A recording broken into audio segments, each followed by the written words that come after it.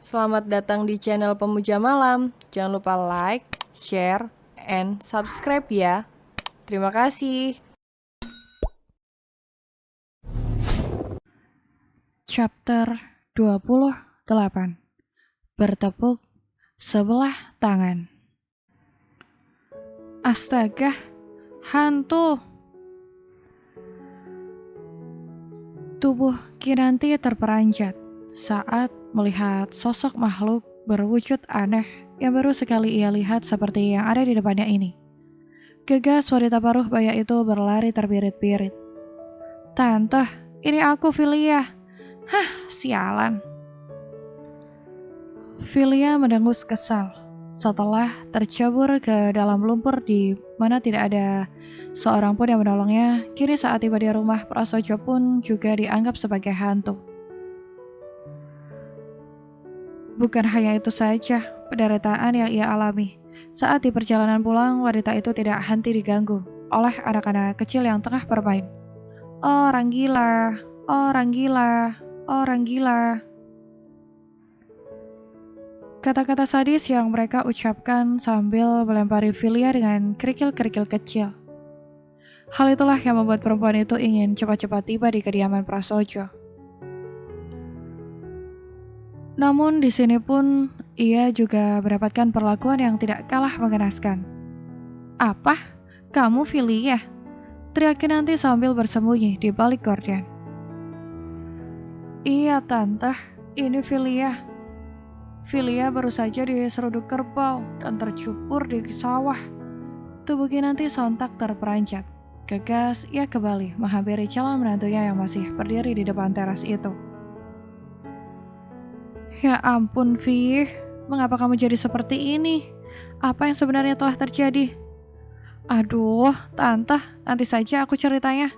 Sekarang bantu aku untuk membersihkan lumpur ini, Tan," teriak Filia sambil mengusap-usap pakaiannya. Kinanti memutar otak untuk bisa membantu Filia. Wanita parubaya ini mengedarkan manik matanya ke arah sekitar untuk mencari sesuatu yang bisa ia gunakan. Pada akhirnya pandangan matanya tertuju pada keran air yang berada di pojok halaman, dan kebetulan sekali sudah ada selang yang menempel di sana. Kinanti menarik lengan tangan Filia. "Ayo, ikut tante." Filia menurut, dan pada akhirnya tubuh perempuan itu disiram dengan air melalui keran di sudut halaman kediaman Prasojo ini.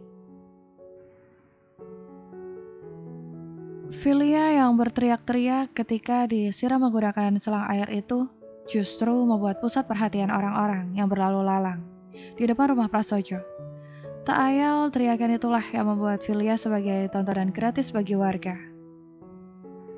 Sedangkan seorang pemuda yang melihat pergerakan sang mama dengan perempuan yang mengaku-ngaku sebagai calon istrinya itu hanya bisa tersenyum sinis.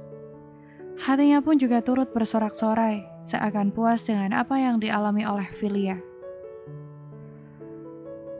Bahkan alam pun memberikan isyarat bahwa apa yang keluar dari mulutmu itu merupakan kebohongan. Lirih Banyu. "Jadi, apa yang akan kamu lakukan sekarang? Tidak mungkin bukan jika kamu terus-menerus tinggal di desa ini?" Pandu yang tengah duduk bersama Bayu di pendopo yang terletak di depan rumah Prasojo mencoba untuk membuka pembicaraan. Meskipun baru 2 hari ia dan keluarga tinggal di rumah kami tua kampung ini, namun rasanya sangat tidak sopan jika mereka tidak segera mengambil keputusan. Banyu hanya bisa membuang nafas sedikit kasar sambil menatap daun-daun pohon mangga yang berguguran ketika dihempas oleh angin kencang. "Entahlah bang, aku juga belum bisa memutuskan apapun." "Apakah itu semua karena wanita bernama Lingga itu? Apakah kamu benar-benar mencintainya? Dan bukan karena rasa ingin membalas budi?" "Karena wanita itulah yang sudah menyelamatkanmu dari dimensi lain itu," tanya Pandu yang ingin sekali mengetahui apa yang sebenarnya dirasakan oleh adik sematawayangnya ini. Banyu menggelengkan kepala. "Tidak bang, aku benar-benar tulus mencintai Lingga, dan bukan karena ingin membalas budi. Entah, baru kali ini aku merasakan perasaan yang teramat dalam seperti ini. Aku dengar dari Pak Pras, Lingga adalah seorang janda. Kamu yakin mencintai seorang janda? Padahal masih banyak perawan di luar sana. Apa kamu tidak merasa malu? Statusnya saja yang janda. Namun sejatinya ia adalah perawan. Jadi bisa dikatakan Lingga adalah janda bersegel. Namun biarkan ini menjadi rahasiaku saja. Aku tidak peduli, Bang. Kebaikan, ketulusan, serta kemurnian hati Linggalah yang membuatku begitu mencintai wanita itu. Sinar yang terpancar dari dalam dirinya yang membuatku tergila-gila dengan Lingga dan ingin sekali aku menikahinya. Pandu hanya bisa mengangguk-anggukkan kepala. Sejak pertama melihat sosok Lingga, sejatinya ia pun juga bisa melihat pancaran sinar kebaikan dan ketulusan hati wanita itu. Namun bagaimanapun juga, saat ini masih ada beberapa hal yang harus diselesaikan oleh Banyu terlebih dahulu. Aku tahu betul apa yang sebenarnya kamu rasakan, namun kita tidak bisa berlama-lama berada di tempat ini, Nyuh. Kamu harus kembali ke Jakarta untuk menyelesaikan semua kewajibanmu sebagai seorang mahasiswa dan pastinya menyelesaikan semua permasalahanmu dengan Filia. Banyu yang sebelumnya menatap pohon mangga yang berdiri kokoh di depan mata, kini ia alihkan pandangannya ke arah sang kakak yang duduk di sampingnya. Apakah benar aku ini kekasih Filia, Bang? Ataukah ini semua hanya akal-akalannya saja? Yang aku tahu, kamu memang sedang menjalin kasih dengan Filia. Filialah yang menjadi kekasihmu sejak kamu masuk ke perguruan tinggi. Maka dari itu, orang tua kita dan orang tua Filia sudah merencanakan pertunanganmu setelah kamu wisuda nanti. Namun yang terjadi seperti ini. Kamu hilang dalam pendakian dan hilang ingatan. Tapi, mengapa aku sama sekali tidak merasakan getar-getar asmara kepada Filia, Bang? Bahkan rasa-rasanya aku membenci wanita itu. Pandu tersenyum simpul sambil menepuk-nepuk pundak Banyu. Maka dari itu, segera pulang ke Jakarta. Dengan begitu, sedikit demi sedikit kamu bisa mengingat semuanya. Lalu Lingga,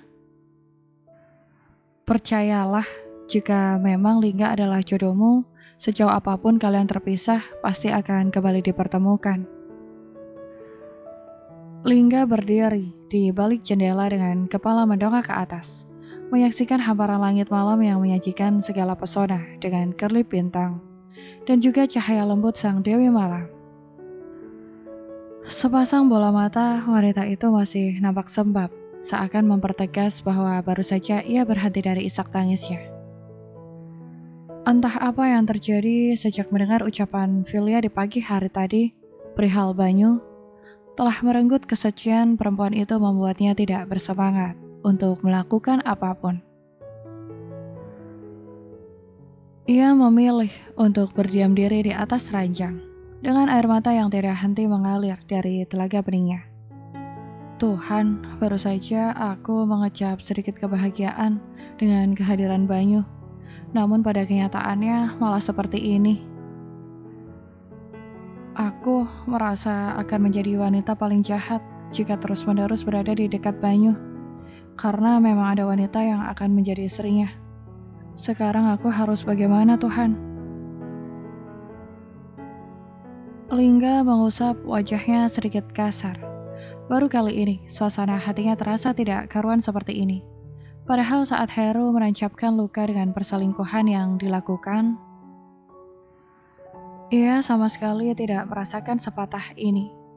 Namun ketika mendengar Banyu sudah memiliki calon istri, bahkan wanita itu telah dicip oleh Banyu, membuat perasaannya hancur seketika.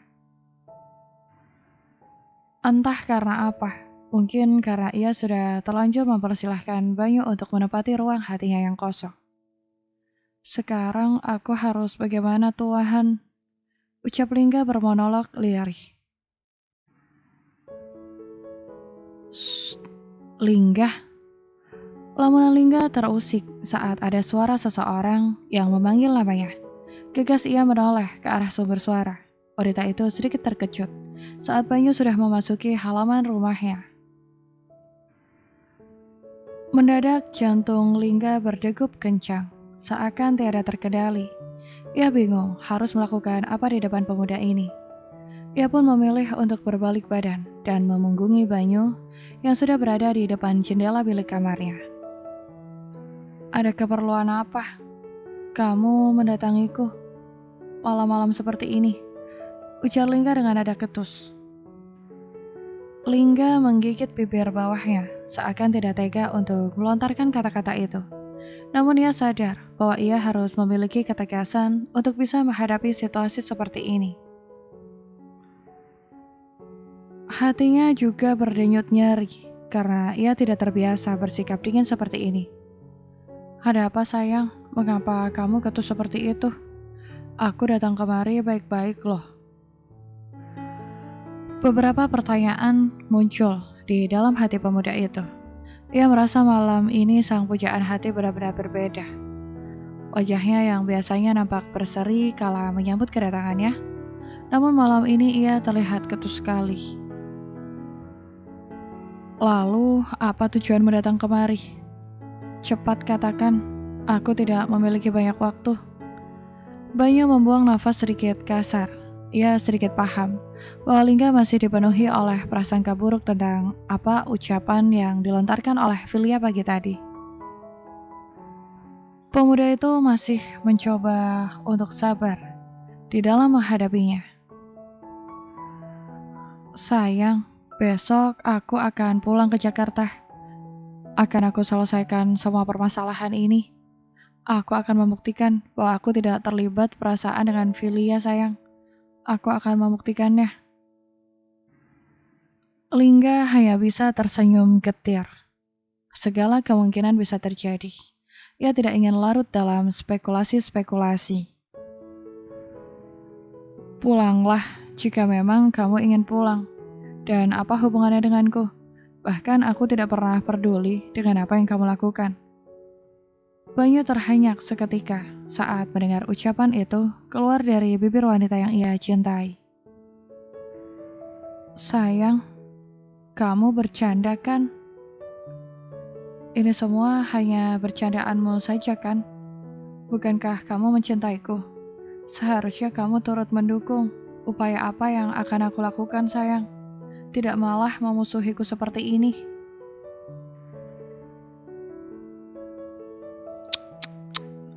Aku mencintaimu. Tahu dari mana bahwa aku mencintaimu? Bukankah selama kita bersama, tidak sekalipun aku mengatakan bahwa aku mencintaimu? Coba kamu ingat-ingat lagi. Kali ini ucapan Lingga benar-benar menusuk tepat di jantung Banyu. Tubuh lelaki itu sedikit terperanjat dan seketika membuat memori otaknya berkelana, mengingat semua hal yang pernah ia lewati bersama Lingga. Senyum ironi terbit di bibir pemuda itu. Ia membenarkan bahwa Lingga, sekalipun tidak pernah mengucapkan kata cinta kepadanya, ternyata selama ini aku yang terlalu mencintaimu, Ling. Sampai-sampai aku lupa untuk menanyakan apakah kamu mencintaiku atau tidak. Aku ternyata terlalu percaya diri bahwa kamu akan mencintaiku seperti aku mencintaimu. Namun kenyataannya itu semua bertepuk sebelah tangan. Banyu menjeda ucapannya, seraya membuang nafasnya sedikit kasar. Hatinya benar-benar serasa ditampar, sehingga ia bisa bangun dari semua angan tinggi yang ia ciptakan sendiri.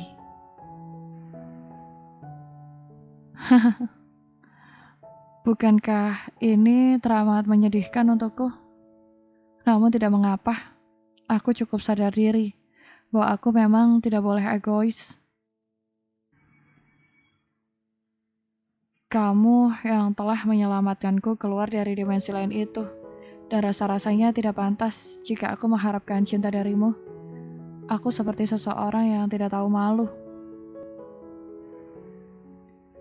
Banyu menyeka Air matanya yang mulai menetes satu persatu. Ia tatap punggung Lingga ini dengan tatapan penuh luka. Maaf jika selama 2 bulan ini keberadaanku justru mengganggu ketentraman batinmu, Lingga. Besok aku akan pulang ke Jakarta. Dan aku pastikan kamu tidak akan pernah merasa terganggu lagi dengan kehadiranku. Terima kasih untuk 2 bulan yang terlampau indah ini. Aku pamit, jaga dirimu baik-baik.